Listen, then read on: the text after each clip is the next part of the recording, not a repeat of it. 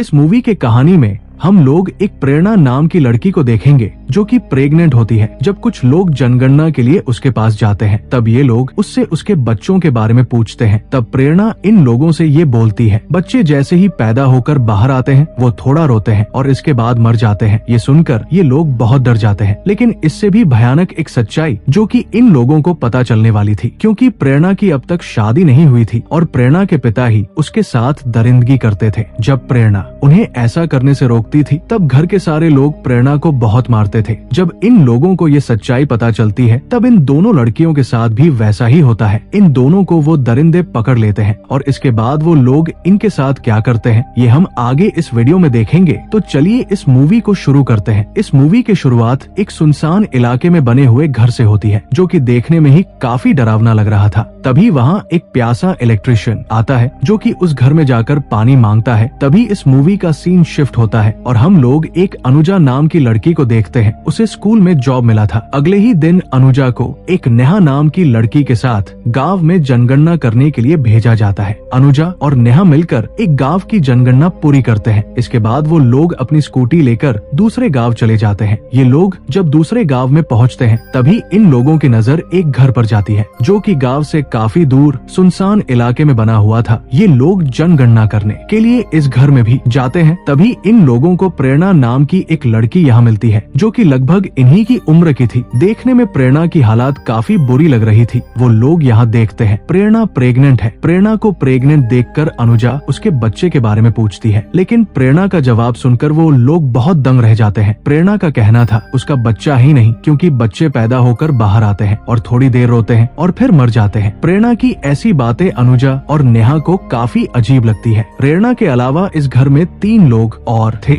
एक लीला नाम की बूढ़ी औरत थी, इनका नौकर भोला और इसके अलावा एक इंसान और था। लेकिन प्रेरणा इन लोगों को ये क्लियर नहीं बताती है कि वो इंसान प्रेरणा का क्या लगता है। लेकिन अनुजा उसे शख्स को प्रेरणा का पति मानकर अपने रिकॉर्ड में लिख लेती है और इसके बाद ये लोग यहाँ से चले जाते हैं। लेकिन अनुजा को वहाँ कुछ ठीक नहीं लगता है और ये लोग सोचती है शायद प्रेरणा का पति उसे बहुत मारता होगा और इसलिए अगले ही दिन अनुजा फिर से नेहा को उस घर में जाने के लिए बोलती है और वो कहती है हमें उस घर में जाना चाहिए ताकि हम उस घर की सच्चाई जान सके। लेकिन नेहा उस घर से डरने लगी थी, इसलिए वो वहाँ जाने से माना करती है। लेकिन अनुजा के जिद करने पर नेहा जाने के लिए मान जाती है। ये लोग बिना किसी को बताए उस घर में जाते हैं। यहाँ आने के बाद इस बार इन लोगों को प्रेरणा का पति मिलता है जिसका नाम घनश्याम था। यहाँ इन लोगों को ये बात पता चलती है ये लोग यहाँ 20 सालों से रह रहे हैं और घनश्याम ने 5 सालों के लिए मौन व्रत भी रखा हुआ है, जिनमें से 3 साल पूरे हो चुके हैं और 2 साल अभी बाकी है। ये सुनकर अनुजा और नेहा को इस घर के लोग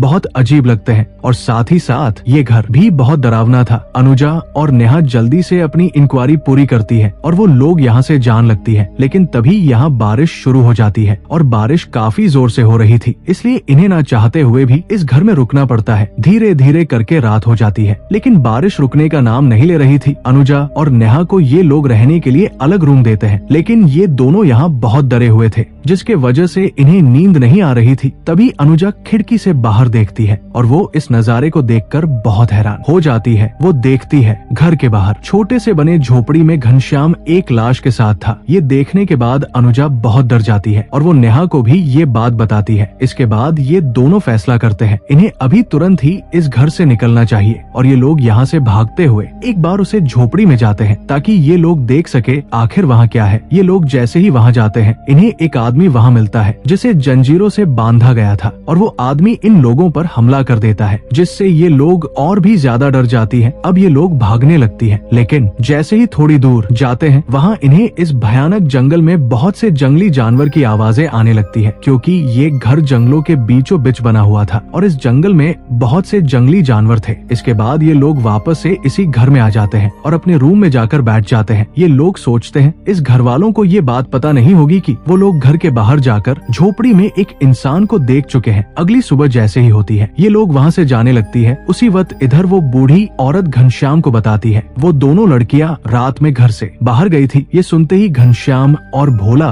उन दोनों का पीछा करने लगते हैं और इसके बाद उन दोनों को पकड़ लेते हैं और ये दोनों मिलकर उन दोनों को बहुत पीटते हैं। उन दोनों को अपने घर के नीचे बने हुए बेसमेंट में डाल देते हैं, जहाँ उन लोगों को हर रोज बहुत थोड़ा सा खाना दिया जाता था। और जब भी ये लोग चिल्लाती थी तब इन लोगों को जानवरों की तरह पीटा जाता था। जब ये लोग बाहर निकलने के लिए चिल्लाती थी तब इनके ऊपर खौलता हुआ पानी डाल दिया जाता था। ये दोनों यहाँ बेसमेंट में बैठकर बहुत रोती है। नेहा अब मान चुकी थी कि उनका यहाँ से निकलना बिल्कुल नामुमकिन है, लेकिन तभी अनुजा को यहाँ उस घर का गटर पाइप मिलता है जहाँ से इस घर का गंदा पानी निकलता था। इसके बाद ये लोग इस पाइप से बाहर निकलते हैं और वो लोग यहाँ से भागने से पहले फिर से उसे झोपड़ी में जाते हैं, जहाँ इन लोगों ने उसे बंधे हुए आदमी को देखा था। ये आदमी कोई और नहीं, वही प्यासा इलेक्ट्रिशियन था जिसे हमने मूवी के शुरुआत में देखा था, जो कि इस घर में सिर्फ पानी मांगने के लिए आया था। और वो इलेक्ट्रिशियन इन दोनों को बताता है उसने इस घर में एक बच्चे की रोने की आवाज सुनी थी, जिसके बाद इन दरिंदों ने उसे यहाँ कैद कर दिया, इससे पहले कि ये लोग यहाँ से निकल पाते। नेहा का भाई उसे ढूंढता हुआ यहाँ तक पहुँच जाता है। वो घनश्याम के नौकर से नेहा के बारे में पूछता है। वो लोग बताते हैं ऐसी कोई भी लड़की यहाँ नहीं आई है। जब नेहा का भाई जाने लगता है तभी वो यहाँ गिरा हुआ एक की रिंग देखता है, जिसे देखने के बाद वो समझ जाता है ये तो उसकी बहन नेहा का है। इसके बाद वो फिर से घनश्याम के पास जाता है और वो अब ये समझ चुका था नेहा इन्हीं के पास है, लेकिन घनश्याम और भोला उसे मना करते हैं और वो लोग कहते हैं यहाँ कोई भी नहीं आया है। लेकिन नेहा का भाई मानने को तैयार नहीं था। तभी भोला और घनश्याम मिलकर नेहा के भाई को यहीं पर मार देते हैं। अपने भाई को मरता हुआ नेहा भी देख लेती है और वो बहुत डर जाती है। इसके बाद घनश्याम और भोला इलेक्ट्रिशियन को भी मार देते हैं और ये लोग नेहा और अनुजा को भी फिर से पकड़ लेते हैं। भोला और घनश्याम मिलकर फिर से इन दोनों को कैद कर देते हैं, लेकिन इस बार इनकी दरिंदगी बहुत बढ़ चुकी थी, क्योंकि इधर घनश्याम अनुज को नोच रहा था, वहीं दूसरी तरफ भोला नेहा की इज्जत के साथ खेल रहा था। अब ये लोग हर रोज नेहा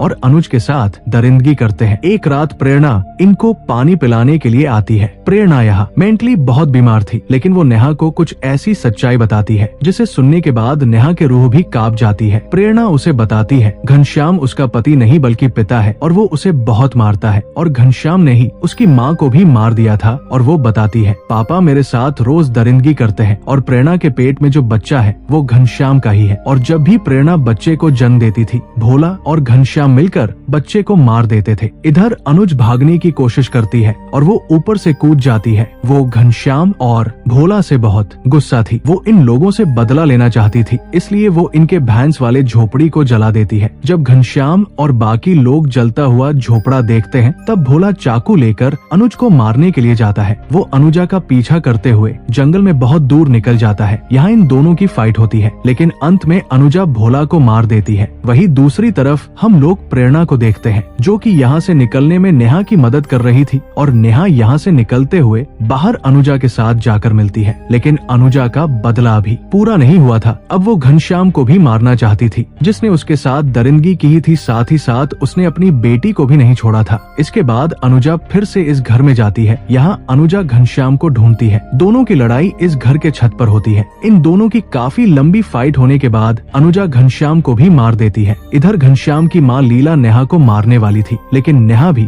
उसे पर हमला कर देती है और वो उस बुढ़िया को मार डालती है। जिसके बाद ये लोग उस घर से बाहर आती है और ये लोग एक जगह पर बैठ जाती है। इन्होंने तीनों दरिंदों को मारकर प्रेरणा को भी उनसे आजादी दी थी, क्योंकि घनश्याम की माँ भी जानती थी घनश्याम अपनी बेटी के साथ क्या करता है। इसके बाद भी उसने घनश्याम का साथ दिया और प्रेरणा के साथ दरिंदगी होने दी। इसके बाद हम लोग मूवी के आखिर में ये देखते हैं वो दरिंदे इस घर में पहले ही 13 लोगों को मार चुके थे, जिनमें से 9 लड़कियों के साथ इनके नौकर भोला ने दरिंदगी की थी। घनश्याम की पत्नी सावित्री इनका पहले शिकार थी। सिर्फ अनुजा और नेहा ही ऐसे 2 लोग थे जो कि उन दरिंदों को मारकर वहां से जिंदा बाहर आए थे। ऐसी ही मूवीज के लिए आप हमें टेलीग्राम और इंस्टाग्राम पर फॉलो कर सकते हैं, जिसका लिंक डिस्क्रिप्शन में दिया हुआ है। और मूवी अच्छी लगी हो तो एक लाइक जरूर कर देना और ऐसे ही मूवीज के लिए हमारे चैनल को जरूर सब्सक्राइब कर लेना। तो मिलते हैं हमारे नए वीडियो में।